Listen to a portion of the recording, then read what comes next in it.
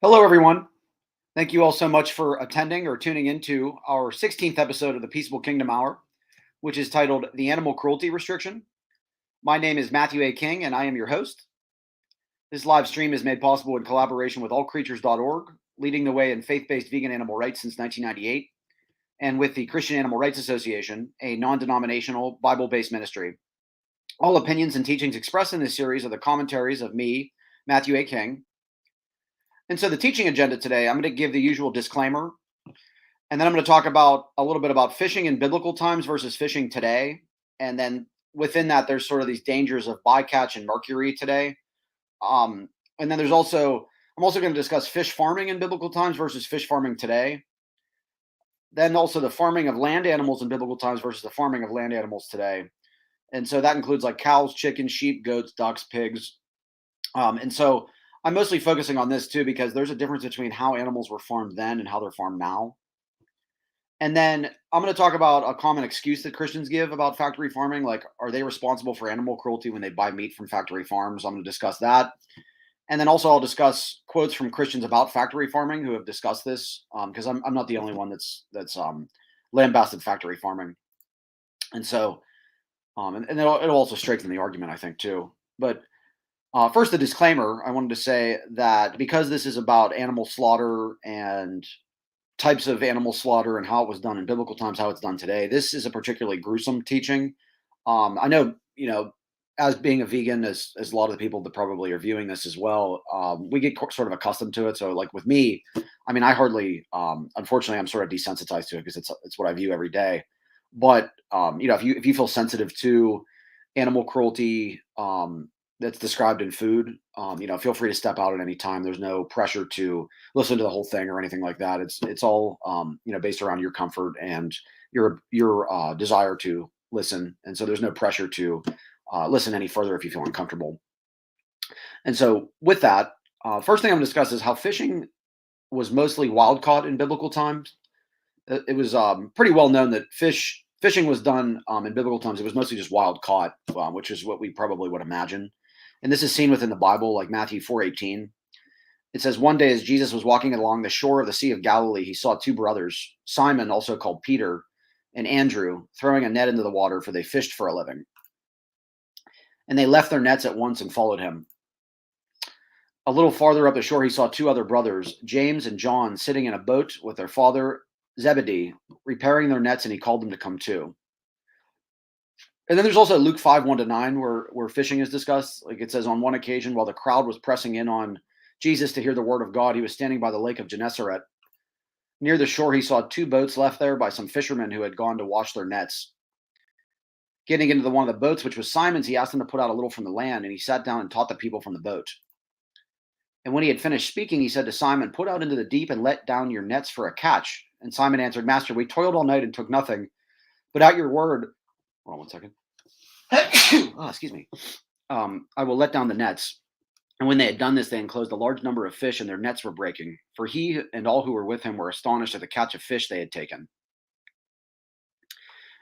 And so, as we see, Jesus was doing his teachings among this fishing culture that was around the Sea of Galilee. And so, when we look at ancient fishing methods, we know that it was present and that a lot of his disciples were fishermen. We need to look at ancient fishing methods. And I thought this was a particularly interesting subject because a lot of times we look at things and think, oh, well, it probably was much different in biblical times. And this is a case where actually it wasn't so much. But it says here, one of the oldest methods in which we see three basic components of a net is that in the use of the dragnet. As Burge writes, the dragnet was the most ancient form, dating from the 3rd millennium BC in Egypt. The dragnet would start from the shore and be taken out by boat and then turn to go parallel with the shore for a bit and then back to the shore. So you can imagine this dragnet, it was picking up fish as it went out to the sea and then back. And they would just tow this net underneath a boat and just catch whatever was there. And this is mentioned in the Bible too, like Habakkuk 1:14-15. It says, you have made people like the fish in the sea, like the sea creatures that have no ruler. The wicked foes pulled all up with hooks. He catches them in his net. He gathers them up in his dragnet. And so he rejoices and is glad. And so that dragnet is mentioned in the Bible, as well as in Ezekiel 26:5. It states, it will be just a rock in the sea, a place for fishermen to spread their nets. For I have spoken, says the sovereign Lord. Tyre will become the prey of many nations. And so that was a dragnet that was talking about. And then Ezekiel 26:14, I will make your island a bare rock, a place for fishermen to spread their nets. You will never be rebuilt, for I, the Lord, have spoken. Yes, the sovereign Lord has spoken. And so that dragnet concept is mentioned within the Bible. And then finally, Ezekiel 47:10 is also, it says, fishermen will stand along the shore from En Gedi to En Eglaim. There will be places for spreading nets. The fish will be of many kinds, like the fish of the Mediterranean Sea. And so there again is a reference to a dragnet. And then Matthew 13:47 to 48, it says, once again, the kingdom of heaven is like a net that was let down into the lake and caught all kinds of fish. When it was full, the fishermen pulled it up on the shore. Then they sat down and collected the good fish in baskets, but threw the bad away. And so we have all these examples of drag nets within the Bible itself. If you can imagine it, it was this net that would just gather anything that was towed underneath of a boat. And keep in mind too, there was no motors back then too, because boats were paddle only, and so they couldn't go very fast. But then there was also another type of net. It says the cast net is another type of net that was designed for the specific fishing method it is used for. As the name may imply, this net cast or thrown by a single person, either from a shallow area or water or from a boat. As this net is cast, it spreads out and lands on the water like a parachute, descending quickly, trapping any fish that are underneath of it. After the net is on the bottom, there were two approaches to retrieving the fish from the net. So yeah, basically this net would go into the water. It would sink down and catch any fish that were there. But it says the first way that the fisherman would dive to the bottom and retrieve the fish individually, placing them in a pouch. And then the other method for retrieving the captured fish was to dive down and capture the foot rope and bring up the catch all at once. It was common for the fisherman who was doing the diving to be naked, as swimming suits were not on the market yet. Here were two types of cast nets, one for a smaller mesh for sardines and one for a larger mesh for larger fish. And so the cast net for larger fish would have typically had larger weights to ensure that the fish would not be able to get out from underneath the net. So there was these nets that they would use that they would just throw onto the water, and it would catch whatever was underneath of it. And then the weights would eventually sink to the bottom and trap the fish there. And then this is mentioned in the Bible too, like Ezekiel 32:3. It says, this is what the sovereign Lord says. With a great throng of people, I will cast my net over you, and they will haul you up in my net. And then Mark 1:16 to 18, as Jesus walked beside the Sea of Galilee, he saw Simon and his brother Andrew casting a net into the lake, for they were fishermen. Come, follow me, Jesus said, and I will send you out to fish for people. And once they left their nets and followed him. And so that's mentioned within there. And then there's also another type of this fishing too, is netting. Netting fish used a trammel net, which was almost the most complicated and labor-intensive method for capturing fish, yet it is the only netting method still used in the Sea of Galilee today. And so they still use trammel nets actually in the Sea of Galilee. Like Ecclesiastes 9:12, it says, moreover, no one knows when their hour will come, as fish are caught in a cruel net, or birds are taken in a snare, so people are trapped by evil times that fall unexpectedly upon them. So this mentions a trammel net. And then Job 19:6 to 8 says, but it is God who has wronged me, capturing me in his net. God has blocked my way so I cannot move. He has plunged my path into darkness. And so they use these metaphors for fishing with these different types of nets. And then Mark 1:19, when he had gone a little farther, he saw James, son of Zebedee, and his brother John in a boat preparing their nets. And then this source goes on to explain, it says the trammel net is actually three nets in one. There is one final method for netting fish in the ancient Near East, and it is the most intensive and exhaustive way yet. And this method uses one additional net that has been discussed thus far. This net was called the veranda net. The purpose of this net is to catch any jumping fish. And they determined, it says, by examining John 21:1 to 14, we can examine the different aspects of it and conclude this was the method that Peter and the other disciples were fishing. They were using a trammel net. And so like John 21:3, it says, Simon Peter said to them, I am going fishing. They said to him, we will go with you. But they went out and got into the boat, but that night they caught nothing. Simon Peter said to them, I am going fishing. They said to him, we will go with you. They went out and got into the boat, but that night they caught nothing. And then 21:8, the other disciples came in the boat, dragging the net full of fish, for they were not far from the land, but about 100 yards off. And so there was that type of trammel net fishing that was done by Peter in John 21. And the important thing to note, though, too, is that Jesus, he called them away from that twice and said that you're going to become fishers of men instead of fishermen. And so that's the important thing, too, is that Jesus was always trying to lead them away from fishing because, it doesn't reflect what God really wants for the world. And then this starts to get closer to what we know today. It says the type of fishing that many people today are familiar with is the hook and line method. Today, this type of fishing is mainly used for recreational purposes. Hook and line fishing is used to catch nearly any fish that will bite, from sharks to bluegills. In the ancient Near East, fishing was not seen as a recreational activity, but rather a source of food to sustain the body and the family. So that was an important distinction too, is that a lot of times fishing is done today for recreation rather than an actual need. And so, it's a lot like Numbers 11, where the Israelites were killed for eating meat when they didn't need to. It's like a lot of times it was done for necessity. Most of the time it was done for necessity back in biblical times, and today it's usually just a hobby. And so it says here, so this was not a very popular method of fishing during the time of the Bible. It is mentioned once in the Gospels and would not be much different than what we do today. There would have been a metal hook of some sort at the end of a line, and on that hook would have been the bait. The bait that would have been used was probably one of the sardines mentioned above. And this type of fishing is mentioned Ezekiel 29:4. It says, I will put hooks in your jaws and drag you out of the land with fish sticking to your scales. And so that describes fishing, as well as Matthew 17:27. Jesus said, however, we don't want to offend them, so go down to the lake and throw in a line. Open the mouth of the first fish you catch, and you will find a large silver coin. And then also it says the final main method of fishing during the time of the Bible is not mentioned in the New Testament at all, as it was more popular in Mediterranean fishing. This method uses a spear or a harpoon. Using a spear to fish with yields much less fish than that of a net, and thus would not have been used for commercial use, rather for individual use or to feed a family. And so it was this harpooning or throwing a spear into a fish. And it was actually kind of funny. As I was writing, or as I was preparing this speech, actually, my wife was watching Anaconda for the first time, if you've seen it, with John Voight. And as I was preparing this, he was actually catching fish with a spear, and so it was an odd timing. I was telling her, I was like, you were watching this movie about a guy spearing fish, and I'm writing about it, which, but yeah, it would be funnier if it wasn't sad, of course, but that's what people do, unfortunately.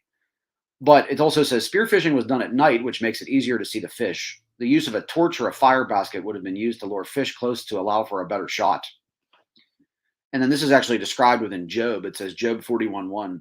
Can you catch Leviathan with a hook or put a noose around its jaw? And then Job 41:7. Will its hide be hurt by spears or its head by a harpoon? And so that describes that spear fishing.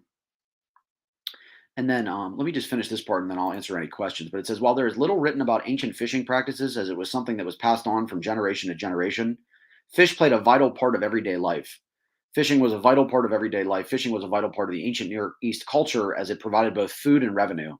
The impact that fishing had on the culture was far reaching, and to this day, fishermen still use similar tactics that were used thousands of years ago. And so that's important to note too, is that this is the one situation where wild caught fishing tactics haven't really changed much. They're mostly the same today, except cast netting is unheard of today. Nobody really does that.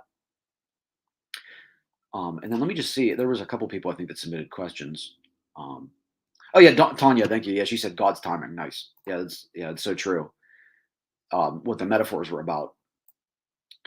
And it says here too, the most common fishing tactic today is the drag net, or trawling as it's known as.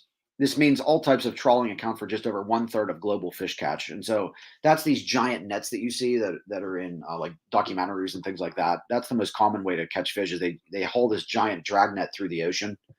And then there's problems with that, of course. Let me see here. Oh, excuse me. But it says, according to statistics from 2021, approximately 90,000 marine fishing vessels were engaged in gillnet and tremel net fisheries, constituting about 55% of the total number of fishing vessels and accounting for 23.2% of the total marine landings, equivalent to approximately 2.2 million tons. And so this tremel net and drag netting, that accounts for a substantial part of the fishing that's done today. And then there's also the source for that as well. And then it says only a small percentage, much less than 5% of seafood comes from hook and line methods. And so that's an important understanding too, is that today, less than 5% of seafood is things that we're familiar with, like that hook and line method, just because it's not, you catch one fish at a time, so it's not very economical. And also this source, it's that a questionnaire-based study conducted in the first quarter of 2009 showed that great numbers of spearfishers presently exist than were previously estimated. Some 2% of fishers are spearfishers, whereas previously the estimate was 1%. And so there is a amount of spearfishers out there, even though they're not the most common. But one big difference between fishing today and versus in biblical times is the amount of bycatch. And so bycatch, that's defined as fish or other marine species caught intentionally while trying to catch another type of fish. In some cases, bycatch cannot be avoided and unwanted fish end up in the fishing net. And so this source also states a paper from 2009 proposed a broader definition of bycatch to include all catch from unmanaged fisheries. Under this definition, it was estimated that 40% of catch is bycatch. So there's a substantial amount of bycatch involved in fishing. And one thing I wanted to focus on too was how with bycatch, there was let me see here too, that there was also, that was something that was also a problem in biblical times. Like in this source here, it says, the most common mode of fishing in the Sea of Galilee in biblical times involved cast nets and larger drag nets. And whilst these techniques were designed to catch the maximum quantity and diversity of fish possible, it is also apparent that the discarding of unwanted dead fish was commonplace. One of the first recorded mentions of the impacts of fishing on a non-targeted species is attributed to Jesus Christ in his parable of the fishing net. Also, the kingdom of heaven is like a net thrown out in the lake, which catches all kinds of fish. When it is full, the fisherman pulls it to shore and sits down to divide the fish. The good ones go into their buckets, the worthless ones are thrown away. And so, despite discarding practices being a feature of fishing 2,000 years ago, there was still no recognition of any negative aspects of such discarding on stocks or ecosystems. Such a philosophy typifies the thoughts of not only fishers from ancient times, but also most fishers until recently. That is, for most of the recorded history and prehistory, humans have tended to consider fishing technology as a major aid in providing a seemingly inexhaustible supply of seafood. With the benefit of archaeological evidence, we now know that technological advances have led to major reductions in biodiversity and the progressive depletions of many fish populations. And so that's an important distinction today, is that, fishing in biblical times, the bycatch was something that was there, but it wasn't decimating entire ocean systems and ecosystems. And that's what we see in fishing today is, it's like there's a common statistic out there that like by 2048 or 2050 that we'll have fishless oceans because of the plundering of the oceans for fish. And a lot of that is because of greed, but also most specifically because of consumer demand. Because, in biblical times, there was probably not even a billion people on earth. It wasn't a very large population. And now we have over 8 billion. And so 8 billion humans demanding fish each and every day, that's going to plunder the oceans like it has. And so that's where we're sort of at too. That's the big difference, is the bycatch is substantially larger today. And, we're decimating entire populations of fish. Whereas that wasn't a substantial worry in biblical times. And so the other issue today with wild caught fish are contaminated with mercury today. And mercury poisoning from seafood in ancient biblical times is virtually unheard of. I scoured a lot of documents really looking for any sort of mercury poisoning. And most of the time, the record of it came from paint. A lot of times they would use paint back in biblical times that actually had mercury in it. And then, it would chip off and, it would contaminate things and people would ingest it or kids would ingest it. So that was the majority of the mercury cases, whereas mercury from food poisoning was virtually unheard of. But this source, it explains it nicely. It says mercury in the fish we like to eat is a big problem in the United States and increasingly around the world. Mercury itself is a naturally occurring element that is present throughout the environment, but human industrial activity such as coal-fired electricity generation, smelting, and the incineration of waste ratchets up the amount of airborne mercury, which eventually finds its way into lakes, rivers, and the ocean, where it is gobbled up by unsuspecting fish and other marine life. Once this mercury gets into the marine food chain, it bioaccumulates in the larger predators. And so, like they used to incinerate waste back in biblical times, but it wasn't the substantial amount. But also, we know that coal-fired electricity generation did not exist in biblical times, as well as smelting wasn't nearly as common.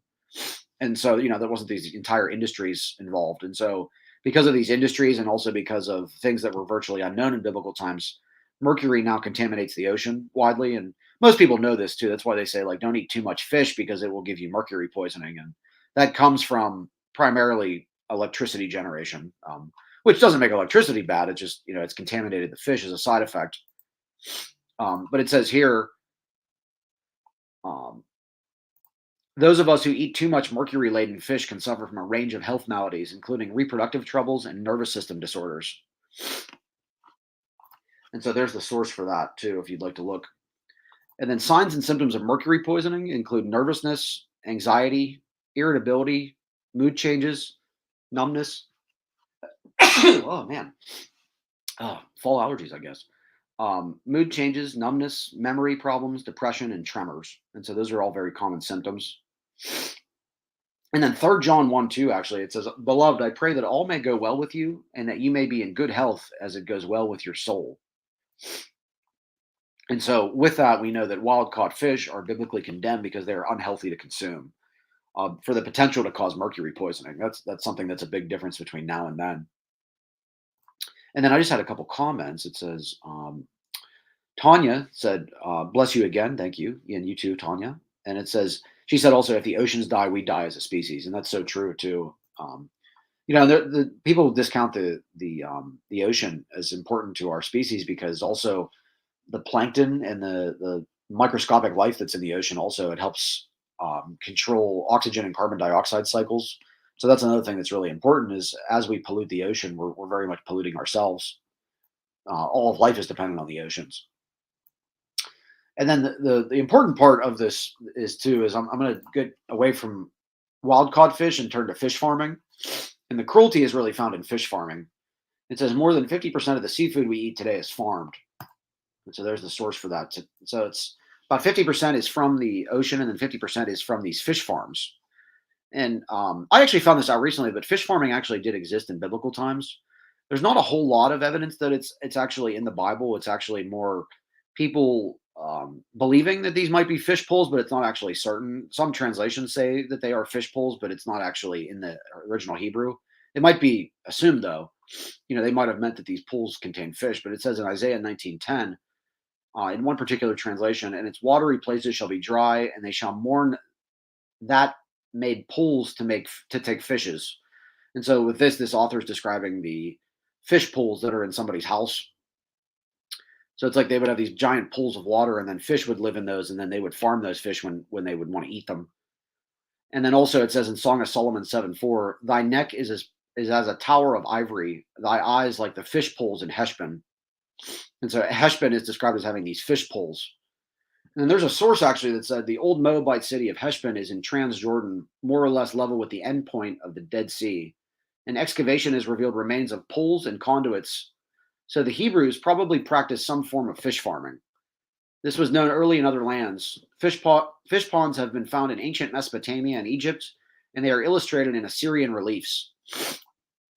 Romans became experts and developed methods of raising several species of sea fish, including mullet, wrasse, and above all, moray eels. And so eels would be obviously condemned by the kosher laws, but and the source here, or this source continues, in these fish ponds, or actually, no, I'm sorry, this was my words. In these fish ponds, fish had enough room to swim and their water environment was kept hygienic. And we know this because commercial antibiotics did not exist yet. And so this source says farmed fish currently account for over 50% of all farmed invertebrates. Fish farming is not especially different from other forms of factory farming. Animals are bred in mass quantities, raised in enclosed, unnatural conditions, and ultimately slaughtered before being sold as food. Fish farming of any kind dates as far back as 2,500 years ago when Chinese farmers began raising carp. Industrial fish farming, however, is a far more recent invention. It got its start during the Industrial Revolution and became increasingly popular starting in the 1950s. And so the important distinction is all of this industrialization of fish farming, where they're packed really closely together today. All you have to do is just do a Google search to find out what factory farming of fish looks like. And with that factory farming of fish, it's only possible through antibiotics. And that's why it said it became increasingly popular in the 1950s because commercial antibiotics became available in the 40s to 50s more commonly. And so they were able to buy these massive quantities of antibiotics, feed them to the fish, and then the fish can live in squalid conditions while still remaining alive. And so that's the idea here too, is that as global demand for fish products grows, fish farming has followed a similar trajectory to other types of factory farming, rapidly becoming more industrialized and consolidated. And it says in cage systems, fish are densely packed in underwater cages made of mesh or netting that are either anchored or free floating in existing rivers, lakes, and oceans. Fish also commonly experience stress and injuries from the crowding typical to cage systems. Farmed fish are farmed fish are densely packed in small spaces in order to maximize production. That said, conditions are generally highly stressful, and so aquaculture farms or fish farming, this is extremely packed and condensed, and a lot of it is the fish can't even swim around because it's so packed densely, and that's to increase consumer, corporate greed and consumer demand. And so aquaculture and fish farming today is condemned by Proverbs 12:10. The godly care for their animals, but the wicked are always cruel. And so that's the idea, is that this fish farming is very cruel today. It's very different from the fish farming of biblical times. And then another important factor about this too, the close quarters and increased contact of farm fish often allows parasites and diseases to flourish. Fish farms are often so crowded that when one fish gets sick, disease spreads to many others. And antibiotics are administered generously and in many countries routinely in hopes of minimizing disease spread before it starts. And so consuming food laden with antibiotic resistant bacteria is contributing to rising rates of antibiotic resistance in humans. Farmed salmon are particularly prone to infection from sea lice. And so pesticides are used to treat. And so that's an important understanding too, is that the only way it's possible to farm the amount of fish and densely pack them like we have is to give them antibiotics. And then, of course, there's a cost to that. And so by feeding all these animals antibiotics, we're creating antibiotic resistance. And so that's why a lot of times what they don't want you to know, sort of, and as a nurse, even in school, they would talk about antibiotic resistance is caused by people not finishing their antibiotics. And that is, of course, true. That is a factor. But the main source, actually, which I was never taught in school, and I wish I would have been, is this giving antibiotics to animals on factory farms. That's the main problem that we have with factory farming. Or that's the main problem with factory farming or the main problem with antibiotic resistance is it's caused by factory farming. And so that's important to understand. And so aquaculture or fish farming is condemned by 3 John 1:2. Beloved, I pray that all may go well with you and that you may be in good health as it goes well with your soul. And so the idea is that this health aspect, where if something is obviously causing detrimental health results, that's condemned by the Bible. And that's what we see with modern fish farming today. And so the conclusion, fish farming / aquaculture today is much crueler and less hygienic than it was in biblical times. And then after that, we're going to go into the flesh of domesticated animals, then versus now. And I'm going to sort of contrast the two and how it was different. And so one thing I want to start with was cattle, because, we hear a lot about cows in the Bible, or like ox, but we think that those are just, they become hamburgers like they do today. And that's not the case. It says cattle. The ancient Israelites used cows more like we use tractors today. They pulled plows and carts and threshed grain. The full-grown animals were regarded as too costly to slaughter for food or sacrifice. One had to be very wealthy to do that. And so the important thing is that cows were not really seen as food in biblical times, because they were most of the time just working animals. They would thresh the grain, they would plow the crop, they would plow the dirt for the crops. And we see this actually within the Bible, like Deuteronomy 22:10. It says, "You must not plow with an ox and a donkey harnessed together." And then Deuteronomy 25:4, "You must not muzzle an ox to keep it from eating as it treads out the grain." And then when they did eat cows, it says, when it was finally time to slaughter the animal in old age, it would be penned, fed grain, and fattened up for slaughter. And so they were usually very old if they were slaughtered. And we know that they ate grass too, because it says in biblical passages, cows and bears, this is a prophecy, but it said cows and bears will share the same pasture. Their young will rest side by side, and lions and oxen will both eat straw. And so they were assumed to eat straw back then. And then 65:25 also, wolves and lambs will graze together. Lions and oxen will feed on straw. And so they ate straw back then, was the understanding, or grass. Like Psalm 104:14 says, "You cause grass to grow for the livestock and plants for people to use. You allow them to produce food from the earth." And so cattle were understood as eating livestock, or eating grass. And then the main difference today, it says, yet 97% of beef in America is corn-fed in enclosed feedlots. America feeds cows corn because 97% of cattle producers in America today have 3 concerns: money, efficiency, and speed. And so you'll notice that animal welfare or human health concerns are not in there. Their goal is to raise the largest number of cattle for the least amount of money in the quickest amount of time. It takes a long time, years in fact, to naturally fatten cows on grass. And so commercial cattle producers want to make money quickly and found that cows get fat quickly in about 6 months when fed a diet of mostly corn. And so why do cows get so fat so fast eating corn?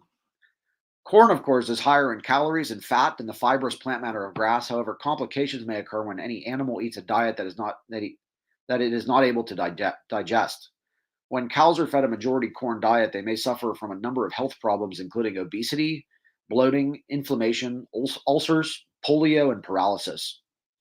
And then they list these conditions actually, which I haven't studied in depth, but it says diseases such as dust pneumonia, feedlot polio, acidosis, and rheumatitis are all serious and potentially fatal illnesses that 97% of cattle producers must contend with, all due to unnatural diets of corn, grain, and mysterious byproducts that most beef eaters would rather not even think about, like feather meal, which is ground up poultry feathers, and even bizarrely bakery waste.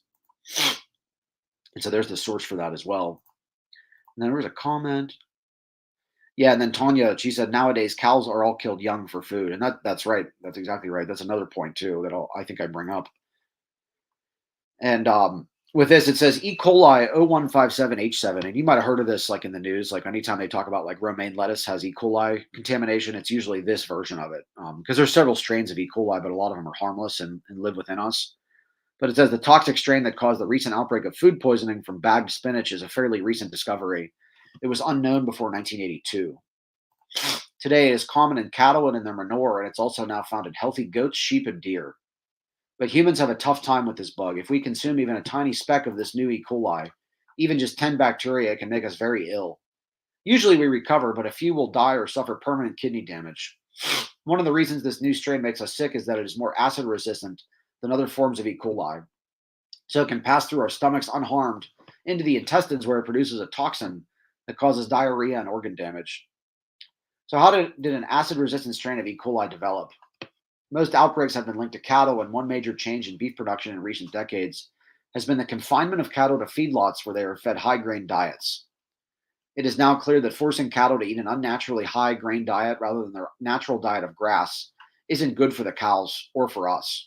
And so feeding corn to cows, which is not how God designed them, that's the way to fatten them up and get them ready for slaughter faster. But then that has consequences for us as well. And that's where, a lot of this plague of E. coli comes from.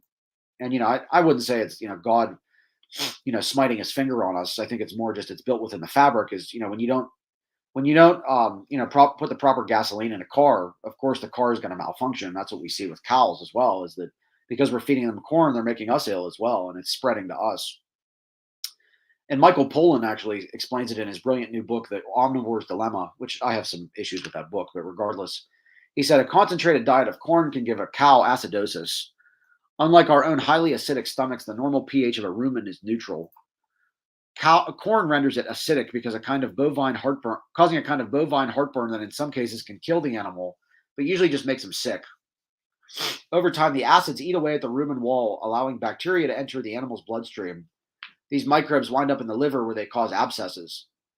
In this new man-made environment, new acid-resistant strains of E. coli, including 0157H7, have evolved. By acidifying the rumen with corn, we've broken down one of our food chain's most important barriers to infection. And there's the source for that too. And then Sentience Institute states, by species, we estimate that 70.4% of cows raised for meat are living in factory farms.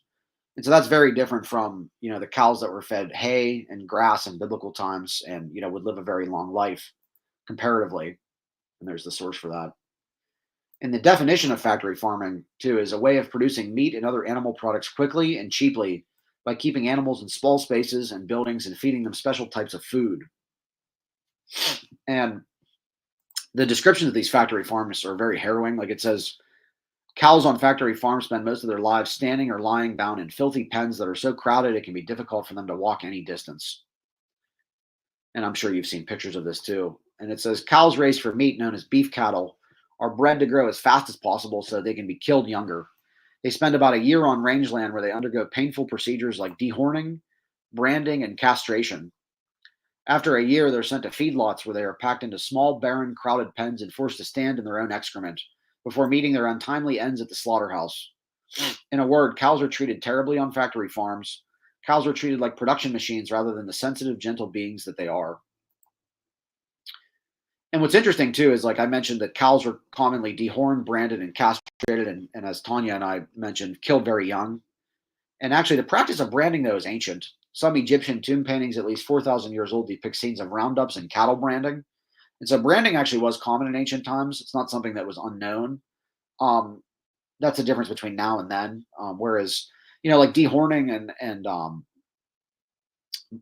castration, that's not something that a lot happened in ancient times. But even though the Egyptians did that, they had branding. It says virtually no evidence that ancient Israelites branded, dehorned, or castrated farm animals.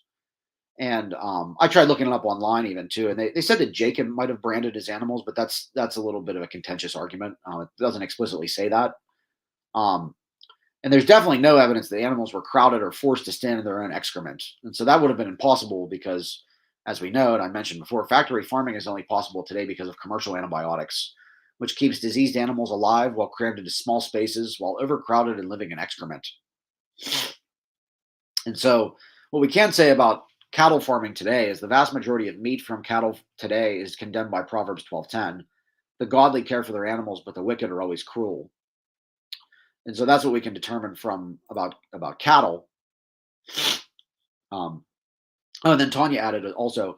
We also feed cows chopped up bycatch from the fish industry. That's exactly right. Yep, that's another really, as you can see, factory farming is problematic on all fronts. And this source here, it says we're going to move on to chickens too, and it says what sorts of food were common in the time of Jesus. And this source says chickens were scarce, though pigeons and turtle doves were cheap. And so they did commonly eat pigeons and turtle doves, which there's no really commercial industry of that right now.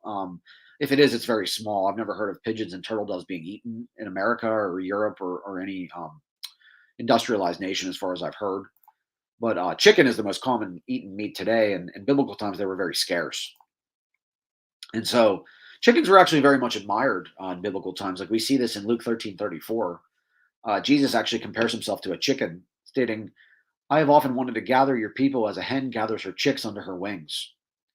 And then Matthew 23:37 also states, I have often wanted to gather your people as a hen gathers her chicks under her wings. And so this comparison Jesus makes between the love that a chicken has for her young is how he feels about his followers or his disciples. I can't remember the context, um, but it says, what domestic animals were key to life in Jesus' time? And this article says chickens ran freely in the courtyard of many houses. So what it seems like is that there was these wealthy people and they would have these courtyards and then the chickens would just spend their time in there.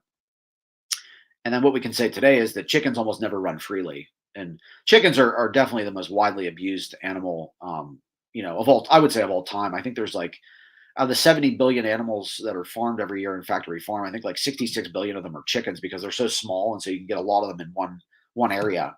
And it says here in the US, there's only a 1% chance that chicken meat will not be from a factory farm.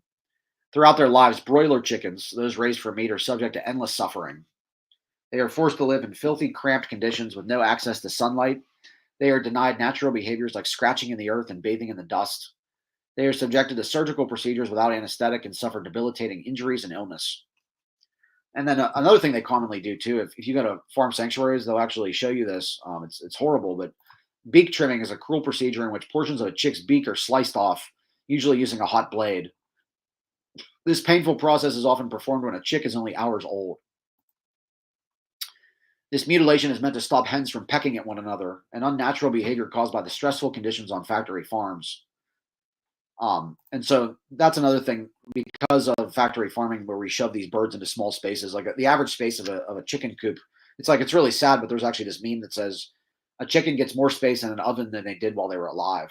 And that's how terrible we treat chickens, is that there's this small space that they're given while they're alive and they can't spread their wings. They can't do anything until their 45 days is up and then they're slaughtered, and very degrading, but they often like free, what they call, we'll say, cageless chickens. They put them in these giant sheds. And then what they do is, because there's no light, because they there's so much crowding in there, they start pecking at one another because it's just a natural instinct that they do because they're under stress.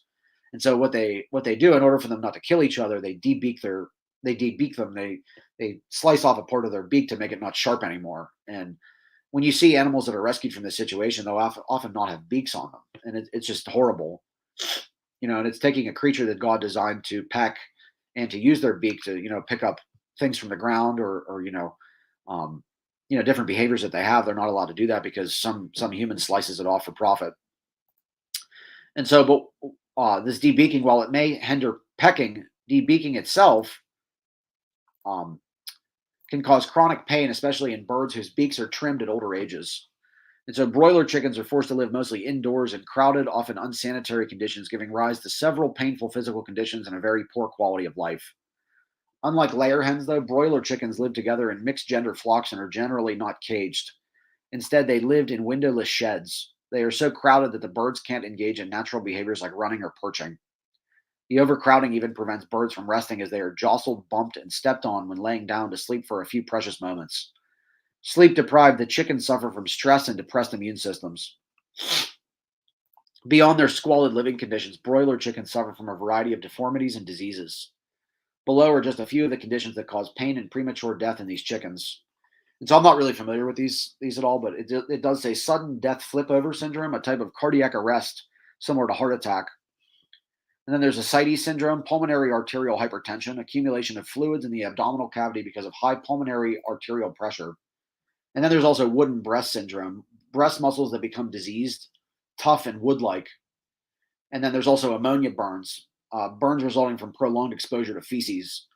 And that's what's important about these chicken sheds too, is that they're kept in these sheds or in these cages, and these birds, of course, produce feces, but that feces is not cleaned up because that's not profitable, and so they lay in their own feces for days, and then there's these antibiotics keep them alive within that, and so they're forced to lay in their own excrement for essentially their entire lives. And you can actually see these things actually from on chickens. Like those ammonia burns, there's like a striation on the chicken if you look at it, and that's because of ammonia. And it says it's a grim truth that many of the product consumers buy have come from diseased, injured, and cruelly treated animals. Broiler chickens are bred to grow bigger, faster, and with larger pectoral muscles than is natural. These manipulations cause numerous health conditions. And that's another thing too, is that chickens, back in biblical times and up until the 1950s, were actually very, very small. And these chickens that you see today are mutants. They're like 3 or 4 times bigger than what they were back in the 50s because they're bred genetically to produce bigger breasts, bigger wings, and so there's more meat on them that way. And so they've become these genetic anomalies that were, people in biblical times saw them today, they'd be horrified. They wouldn't even recognize them as chickens. And so that's how far that human exploitation has gone toward them. And then chickens too, because they have these bigger bodies, the rest of their bodies hasn't caught up with it. Like it says here, green muscle disease, a condition in which the breast muscle grows so large and fast that there are not enough blood vessels supplying the area, resulting in dead tissue, is just one example. And I actually remember that as a kid. Like my parents would make chicken, and there would be this. I remember seeing like little green pieces of flesh on there, and that's what that was, is that green muscle disease. Thank God I got away from that, right? And it says this can be visible in the chicken meat you find in grocery stores. The average backyard chicken can live up to an impressive 10 to 12 years of age. This stands in stark contrast to the lifespans of broiler chickens. Broiler chickens die even younger on factory farms. They are killed after only a matter of days, an average of about 47 days old. This means that virtually every chicken, breast, leg, thigh, and wing on grocery store shelves comes from birds who are still just babies. So that's a stark contrast too, is that the animals are much younger today than they were in biblical times. They would live a long life and then die, probably as painlessly as possible. But they weren't tortured to death along the way like they are today. And then with the slaughter, it says, how are chickens exploited for meat killed? And it says live shackle slaughter. This process involves hanging chickens upside down and their legs clamped in metal stirrups, often resulting in broken bones. And then this part's a little very graphic. Chickens are then submerged up to their shoulders in a bath of electrified water, designed to leave them unconscious. Then their throats are slit and they are thrown into a tank of boiling water, designed to defeather their bodies. Heartbreakingly, many chickens are not rendered unconscious in the electrified bath, meaning they are conscious for the painful steps of slaughter. And so these chickens are being electrified a lot of times while still alive, and basically boiled alive in electric water. And it says in 2019, the U.S. Department of Agriculture, or USDA, estimated that over 500,000 chickens were still conscious when they were thrown into the defeathering tank, meaning they were boiled alive. And it says ultimately the lives and deaths of factory chickens are filled with suffering and cruelty every breath of the way. Chickens are social, intelligent birds who do not deserve this abuse. And that's true, and it's horrible. And that's the source there too. And I would also add too that no creature deserves that. Um, and it says raising and slaughtering chickens in biblical times looks virtually nothing like it does today. And so therefore, chicken from factory farming is condemned by Proverbs 12:10. And Proverbs 12:10 again, the godly care for their animals, but the wicked are always cruel. And so factory farming, without a doubt, today is very, very cruel. And then Tanya also mentioned that mother hen making a dome with her wings over her babies, and how Jesus says this is about us is the true meaning of the word dominion, protect and stewardship. That's exactly right. Yep, exactly. It's as Isaiah 11:6 says, when dominion is restored for humans, the wolf will lay with the lamb, and the cow will graze with the bear, and then a little child will take care of them. And that's the idea: is dominion is taking care of animals. And furthermore, I'm going to shift now to sheep and goats, which isn't a particularly common meat today. But it says sheep and goats tended to be kept in pens on the outskirts of the village since they needed pasture land to graze. Goats and sheep provided most of the meat in the Jewish diet. And there's the source for that. And so basically, goats and sheep were the most commonly eaten animals in Hebrew times, whereas today that's not really the case. And they often were kept in pens outside of the village because they needed pasture land. And so they were kept on pastures. And then what about shepherds? The Bible commonly mentions shepherds. Like in Zechariah 11:15-17, it says, in the time of Zechariah, sheep were, this is commentary on Zechariah 11:15-17. It says, in the time of Zechariah, sheep were generally raised for their wool, not for the consumption of their flesh, with the exception of those raised for temple sacrifices. Those raised to be slaughtered were pastured close to the place of sacrifice, and the men who tended them were the kind for whom Zechariah said, their own shepherds have no pity on them. They kept the sheep watered and fed only so they could live long enough to be butchered. They were hardly the type of men eulogized by Jesus and the prophets, or offered by them as symbol of God's care for his creatures. The compassionate shepherds that they compared to a loving God were the kind of men who tended their flocks far from the towns, the first of men to whom the angels first announced the birth of Christ. And then it says, the International Standard Bible Encyclopedia, the ISBE Volume 4, it says it describes the character and the lifestyle of the conscientious shepherd of biblical times. Shepherding was serious, demanding, and strenuous work. Nevertheless, the true or faithful shepherd needed to have a disposition that was altogether admirable, thoughtful, tender, gentle, strong, resourceful in times of danger. These were men whose character was antithesis of the shepherds who tended the flocks destined for temple slaughter, the men for whom Zechariah denounced as being merciless. And that's a source from our very own allcreatures.org. And then this is the important part about shepherds. It says the responsible shepherd did not kill and eat his sheep, no matter how rigorous conditions might become. And that was in Genesis 31:38-40, Ezekiel 34:2, and then Amos 3:12. And like Genesis 31:38, it says, for 20 years I have been with you, caring for your flocks. In all that time, your sheep and your goats never miscarried. In all those years, I never used a single ram of yours for food. So that's obvious that the shepherd very rarely or never used a sheep for food. And Ezekiel 32:2-4 implies the same. It says, what sorrow awaits you, shepherds, who feed yourselves instead of your flocks?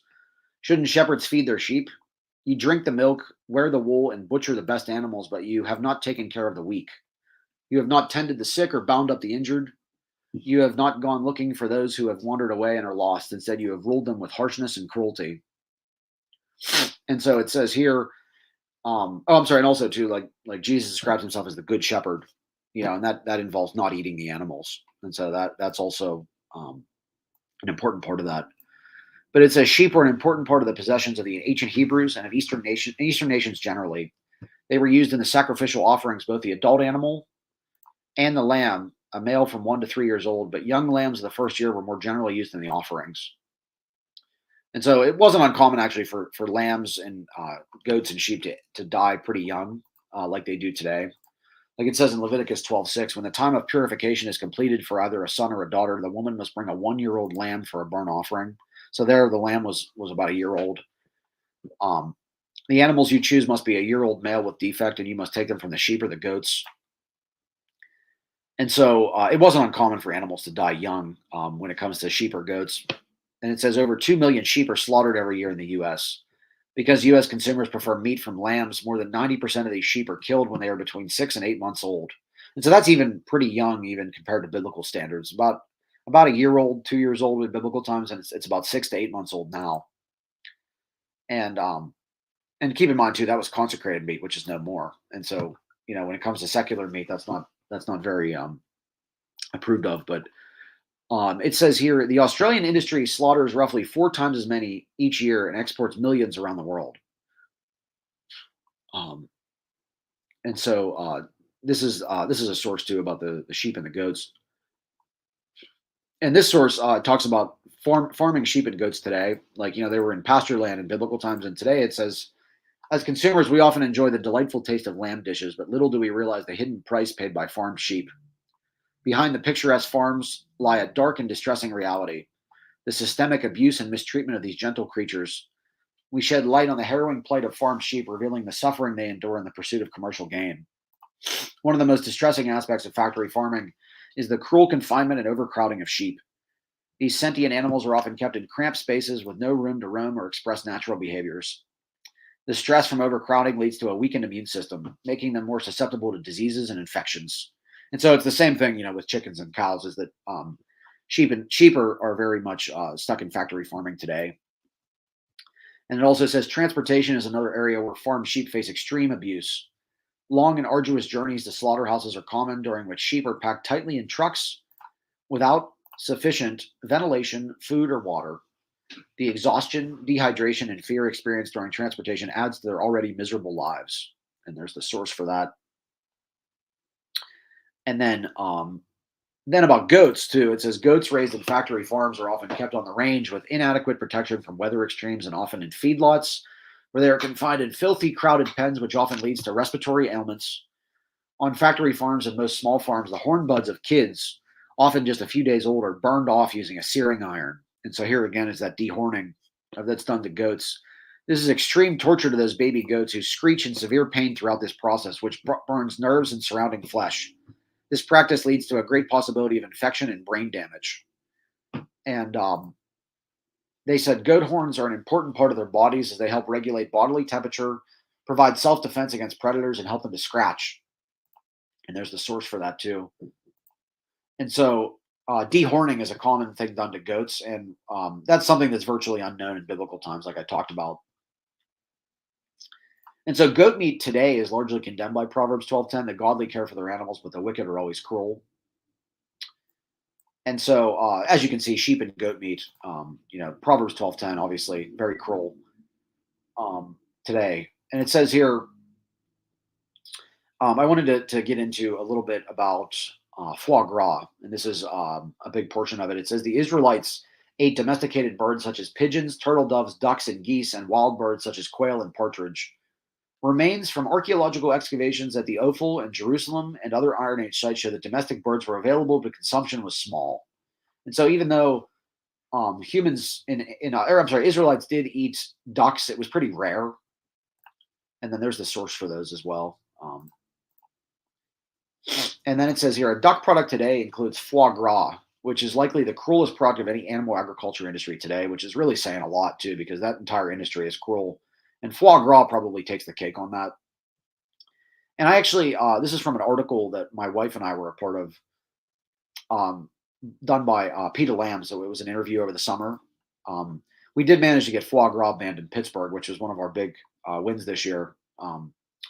Christian Animal Rights Association, along with Humane Action Pittsburgh. But it says foie gras is produced by ramming a pipe down a duck's throat and force feeding him, which causes his liver to swell as big as 10 times larger than normal. The duck is slaughtered and his liver is served as a delicacy, typically at expensive and pretentious restaurants. And so Proverbs 12:10 forms a core teaching for the work our ministry does. Especially the verse states that the righteous conform to God's desires, that we treat animals with kindness, care, and concern. And Proverbs 12:10 teaches that inversely, the wicked Those who oppose God's desires are cruel to animals, which is sin. The vast majority of animal agriculture practices today, particularly the production of foie gras, would qualify as cruelty to animals. And there's the source for that. Um, and like I said, they featured us if you want to look at that. And so foie gras is condemned by Proverbs 12:10. The godly care for their animals, but the wicked are always cruel. Ramming a pipe down an animal's throat. I mean, what could get more cruel than that? And in the article, it says most recently we joined forces with Humane Action Pittsburgh to win a citywide ban on foie gras, a cruel product that is sourced through the heinous abuse of ducks and geese. And there's the source for that again. And then, that actually begged the question. I assumed that foie gras wasn't eaten in biblical times. I thought that was maybe a modern invention, but it's actually not. It says, was foie gras eaten in biblical times? And this article is very interesting. It says the force feeding of geese to produce foie gras is one of the most controversial practices in food today. But humans all over the world have been force feeding animals to fatten their livers and debating whether or not to do so for millennia. The Egyptians were the first to replicate this natural process by shoving food down the throats of geese, ducks, and cranes, depicted in Egyptian wall reliefs as far back as 2500 BC. Birds were not the only victims. Other Egyptian artwork depicts cows too fat to walk being transported by cart, and even the force feeding of hyenas. Gavage, which is that force feeding, shoving a tube down their throat. Gavage appears to have spread from Egypt to Greece at an unknown date. Homer's Odyssey, written around the 8th century, contains the earliest written reference to fattened geese. In the 4th century, we find the first mention of their livers as a delicacy. And so this foie gras actually is it derived from the Egyptians. And then it says, force feeding later spread from Greece to Rome, where it was expanded into a sinister art form. Roman pigs had food crammed down their throats in the same manner as geese. Ancient people force-fed their birds with grain or moistened flour pellets, much like modern producers of foie gras. But at some point, the Greeks began to use dried figs. And then I thought this was interesting, actually. It says, after the fall of the Roman Empire, foie gras and gavage all but disappeared from European tables under the influence of medieval Christianity. And I thought that was really interesting that Christianity actually, based on the article, actually caused the downfall of foie gras until its reemergence later on. And I thought that was very interesting. And the article cited that it was about gluttony, but I actually think it was probably about cruelty because, I can't imagine that a lot of early church fathers saw something like that and said that that was acceptable. I mean, they condemned, the Roman gladiatorial games back when they were popular, and so I highly doubt that they would have said foie gras was not cruel. Again, I couldn't really find anything on it, but that might be research down the line. And so there's no evidence of foie gras in biblical texts or ancient Near East. There was no evidence of foie gras practiced by Israelites. I didn't see anything like that.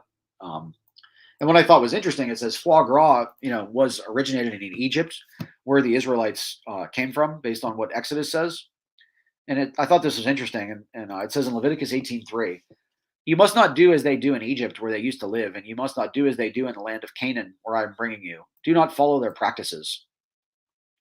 And so I thought that was interesting. It says, do not follow the practices of the Egyptians. And I have to wonder if that included gavage or force feeding animals. I think that was probably one of the things that was on mind about the detestable things that Egypt did, and why there's no mention of it within biblical texts or even ancient Israelite texts. And then there was some comments. Tanya said, great progress in getting foie gras banned in Pennsylvania. Sadly, at the expense of some of your activists, we're still working on it in Ohio. Well, I'll keep working. I encourage you, Tanya. Absolutely. Well, yeah, it's like Pythagoras, or there's that famous quote. I think it was MLK said something like, "One day we'll look back at the absurdity of what we've done to animals." I'm paraphrasing, but it's like that. And in Pittsburgh, it wasn't a very common place to eat. There was like 3 or 4 restaurants that did sell it, but it was, it's despicable regardless. And some good news too in Austin, Texas. A group that I'm a part of, AAM, Animal Activism Mentorship. They've been having some big wins down in Austin. I think they got like I might be overestimating, but I think maybe 11 out of 13 restaurants there to stop serving it. And so that was huge. All the aforementioned animals were eaten in biblical times because they were considered kosher or clean animals. And that's an important understanding too, is that most of these animals that I've gone over, they were animals that were actually considered kosher or clean. And so ones that God has allowed to be eaten. But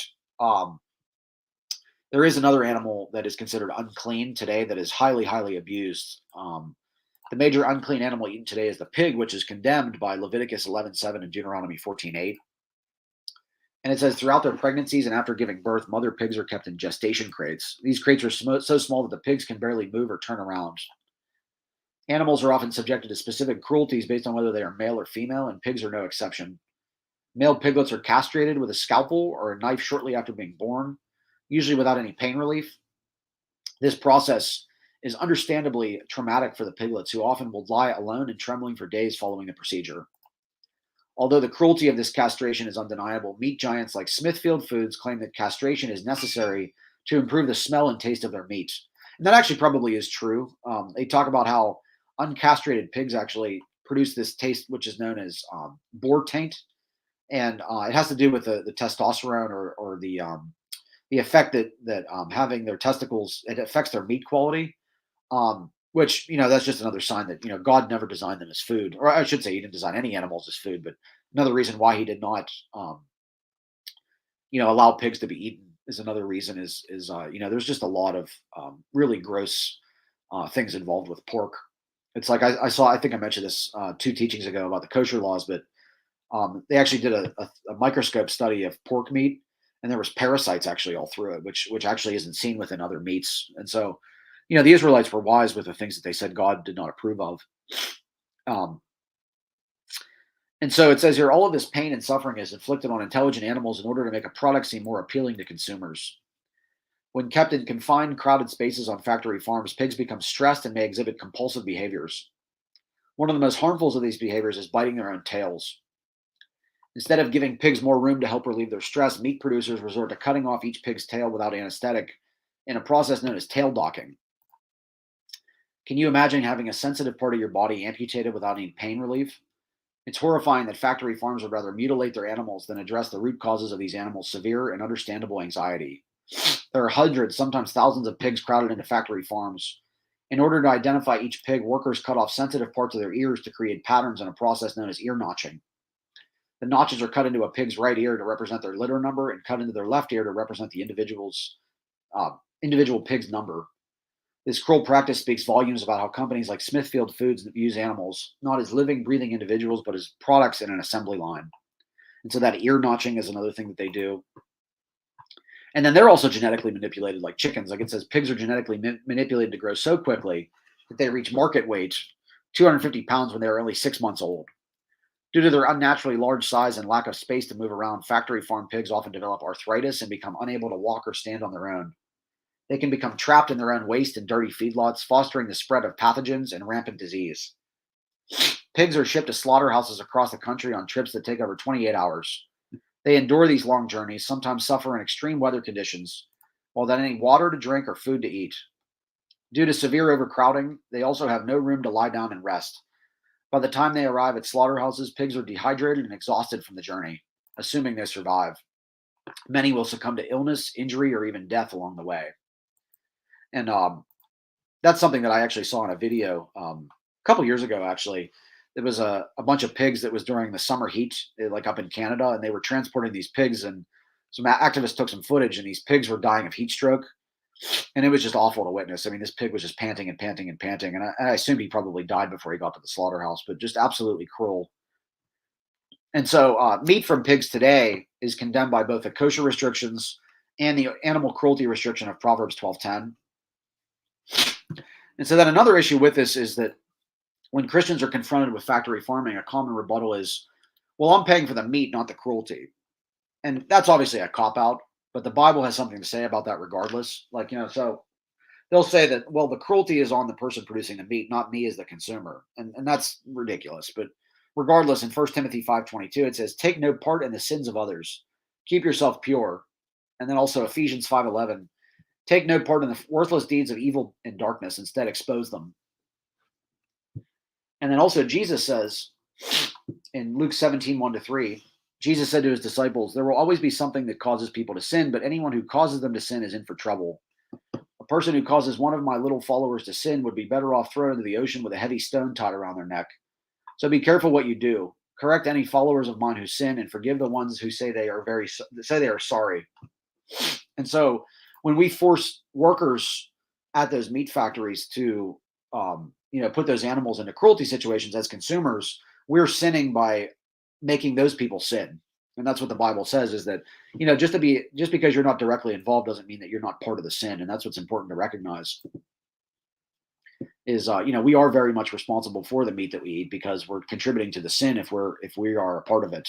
And, we're a very necessary part of the chain if we're asking for meat. And so, conclusion, buying and eating factory farmed meat is participating in and colluding with animal cruelty. Proverbs 12:10. And then I wanted to close out too, actually, on some quotes, because what I'm talking about here is not something that is unknown to the Christian community. There's been widespread talk about the immorality of factory farming, if not the immorality of eating animals in the first place. But it says our appetite for meat leads to widespread horrific cruelty to animals. Chickens pressed wing to wing into filthy sheds and debeaked, for example. And since I've always espoused creative nonviolence as the fundamental gospel value, my vegetarianism, I think he's vegan now, helps me not to participate in the vicious torture and destruction of billions of cows, chickens, and so many other creatures. These chickens never raise families, root in the soil, build nests, or do anything natural. Animals have feelings, they suffer, they have needs and desires. They were created by God to breathe fresh air, raise their families, peck in the grass, and root in the soil. Today's farms don't let them do anything God designed them to do. Animal scientists attest that farm animals have personalities and interests, that chickens and pigs can be smarter than dogs and cats. I like that even Jesus identified himself as a mother hen who longs to gather us under her wings. And that was Father John Deere, and they will inherit the earth. And he's a really great animal advocate. And then also, this gentleman, I didn't get a chance to meet him in person, but I did hear one of his talks actually in D.C. this year. He said, Jesus' message is about love and compassion, but there is nothing loving or compassionate at factory farms and slaughterhouses, where billions of animals endure miserable lives and die violent deaths. Jesus mandates kindness and mercy for all of God's creatures. He'd be appalled by the suffering that we inflict on animals today to indulge our acquired taste for flesh. And he actually is a Catholic, as far as I understand. He said, Catholics and all Christians have a choice. When we sit down to eat, we can add to the violence, misery, and death in the world, or we can respect God's creation with a vegetarian diet. I believe we're obligated to make choices that are as merciful as possible, and we can all do that at the dinner table with a vegetarian diet. There won't be any factory farms and slaughterhouses in heaven. And that was Bruce Friedrich in Is Eating Meat a Catholic Sin? And then one of my favorite authors, I quote her a lot, as you know, but she said, think of the cruelty to animals that meat eating involves and its effects on those who inflict and those who behold it. How it destroys the tenderness with which we should regard these creatures of God. And that's Ellen G. White in The Ministry of Health, 1942. And then this is probably the most famous author. He wrote a book that I like to give to conservatives, actually, because a lot of people like to say, oh, well, factory farming or animal rights is a liberal cause, and he's a conservative author that he actually was the speechwriter for George W. Bush, and I give his book to a lot of conservatives when they say, oh, it's a liberal cause, and I try to show them, no, it's a bipartisan. Animals are bipartisan. Everybody's voice needs to be amplified regarding them, not just liberals, not just conservatives. And it says, he has a number of quotes. He said, go into the largest livestock operation, search out the darkest and tiniest stall or pen, single out the filthiest, most forlorn little lamb or pig or calf, and that is one of God's creatures you're looking at, morally indistinguishable from your beloved Fluffy or Frisky. Factory farming isn't just killing, it is negation, a complete denial of the animal as a living being with his or her own needs and nature. It is not the worst evil we can do, but it is the worst evil we can do to them. And then he said, the smell of factory farms, many notice these places only when the odors reach their homes, affecting their own quality of life. We create these animals for our profit and pleasure, playing with their genes, violating their dignity as living creatures, forcing them to lie and live in their own urine and excrement, turning pens into penitentiaries and frustrating their every desire except what is needed to keep them breathing and breeding. And then we complain about the smell. The factory farm is an obvious moral evil so sickening and horrendous. All this so we can have our accustomed veal or lamb or fried chicken or pork chop or hot dog. And so that's Matthew Scully in Dominion. Very powerful voice. And he also said, in the summer or fall of 1974, I read some books about factory farming and decided that I wanted no part of it.